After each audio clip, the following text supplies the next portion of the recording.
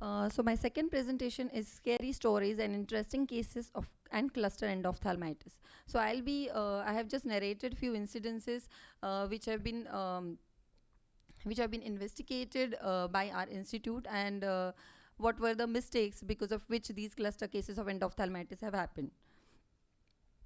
So endophthalmitis, as everybody is telling, it is one of the most dreaded complication of intraocular surgery. It is a nightmare to anterior segment surgeon, but a stitch in time saves 9. We do not learn from experience, but we learn from reflecting on our experience. And let me share our experience through various incidences the institute has inspected. So in the incidence 1, we had 39 patients out of 62 cataracts done developed endophthalmitis, and rest 23 were normal. OT swabs were negative, all surgical instruments were sterilized, surgical techniques were good, patient did not have any infective focus as per pre-op records. Then what was the problem? Same cannula was used for sac syringing of all the 39 patients, and the cultures showed same organism in the vitreous tap and cannula used. Syringe was disposed, so it could not be traced. Incidence 2. 8 out of 8 patients lost vision status post-cataract surgery. OT swabs were negative, except one which was taken from washing area and soap case, and it was found that autoclave technician had the same bacteria harboring which was found from the washing area. Incidence 3. Large corporate hospital in a metro city, 4 out of 4 patients lost vision. What went wrong? A personal phaco machine was used and ophthal OT was not used. Instead, other specialty operation theatre was used for cataract surgery. Incidence 4. 11 patients lost their vision. Sterilized instruments were used. Disposables were used of good quality. It was operated, all cases were operated by one surgeon. So what went wrong? Gynec OT was used and the OT swabs were not taken before operating the cataract patients. Incidence 5. 29 patients operated on one day, lost vision, developed endophthalmitis. Surgical technique was good, disposables were good, surgery were done in a sterilized ophthal OT with swabs negative. What was the problem?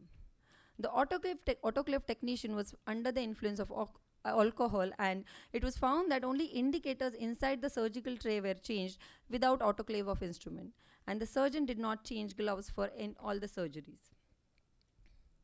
Incidence 6. 7 patients lost vision post-cataract surgery. Good phaco surgery done, very good quality IOLs, and good pseudophakia, ophthal OT with swab negative. Phaco tubings were not sterilized, and phaco tip was not autoclaved and repeatedly used for all the cases. Incidence 7. 8 patients, same OT, same day, acute onset endophthalmitis, 2 days. Aqueous and vitreous samples were sent for microbiology. 5 patients underwent vitrectomy. 3 patients required IOL explantation. Intravitreal vancomycin and deca were given.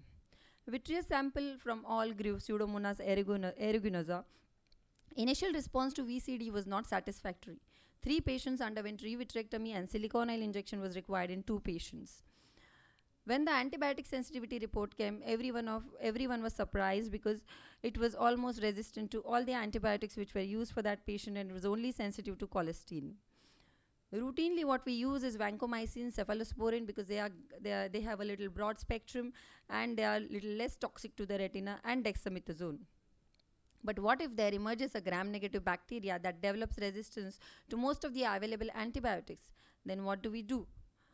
So in this multi-drug resistant microbe, our experience with combination of colistin and meropenem in drug-resistant endophthalmitis. So what we did in this patient was post-microbiology report, colistin was started intravitreal and intravenous. Intravitreal dose use was 0.4 milligram and 0.1 ml, and intravenous injection of colistin was given in 5 patients, 1 million international unit, 12 hourly for 5 days. 4 eyes out of the 8 had vision more than 6 by 60, more than or equal to 6 by 60. 2 eyes with vision less than 6 by 60, and 2 eyes were pre-thysical with a PL vision.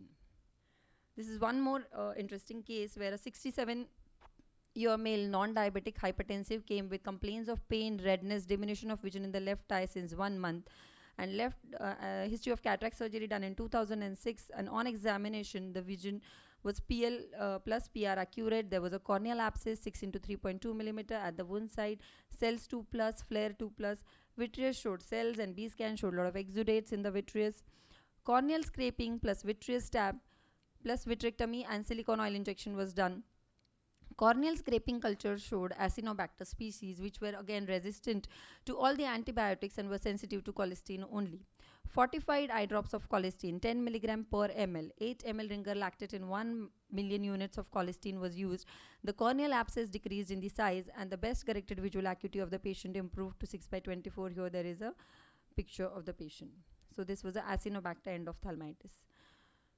So don't panic if you see cluster endophthalmitis. What you should do, you have to see the patient factor, the sterilization technique, the disposable materials used, the surgeon factor, the operation theatre, the OT records, and the environment of the operation theatre. Involve your colleague, re-evaluate the operation theatre, inform a microbiologist. Fluid and tubing should be sent for microbiological assessments. Sample of conjunctival swabs and if needed of vitreous and anterior chambers to be sent. Cessation of all the intraocular surgeries in the operation theatre where this cluster endophthalmitis has happened. Report to the hospital governance, clinical governance team. In patient factors, document the patient's surgical risk factors such as vitreous loss or blepharitis. Note on which day of the week, which position in the list the patient was operated. The disposable materials, the audit viscoelastics, intraocular lenses, disposable and non-disposable equipments, get the batch numbers. Do inform your colleagues about the batch number of the disposable devices which were used at your place when you have such incidences. Assess efficacy of cleaning and sterilization processes. Arrange for professional assessment of hospital sterilizing service. See if the correct procedures are followed for cleaning and sterilization, especially phaco handpiece. When we spend lakhs on phaco machines, do spend on good quality autoclave machines also. In the operation theatre, send repeat air plate tests and OT swabs. Involve the hospital consultant microbiologist and hospital infection team. Check the theatre records to identify cases from other specialties or potentially infected cases which were operated in adjacent sessions. Nasal and skin swabs from theatre personnel including surgeons. See the surgeon factors.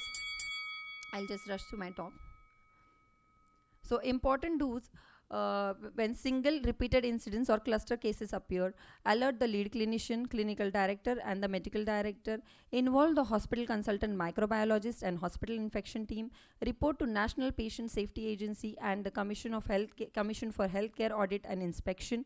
Accept the fact that this is an infection and any surgeon can have the same.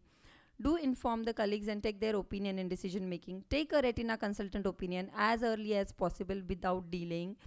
Talk to the patient and their relatives in detail. Explain all the options and treatments needed. You should have your trustworthy hospital person or staff with you when you talk to such patients and relatives. Have a CCTV camera with sound recording, which is many a times beneficial in such scenario. On conclusion, endophthalmitis can occur in anybody's hand. Any ophthalmologist can have endophthalmitis. Pre-operative, intraoperative and post-operative measures to prevent infection should be the best in the available setup. Quality check and evaluation of the technique, disposables and OT helps in preventing big disasters.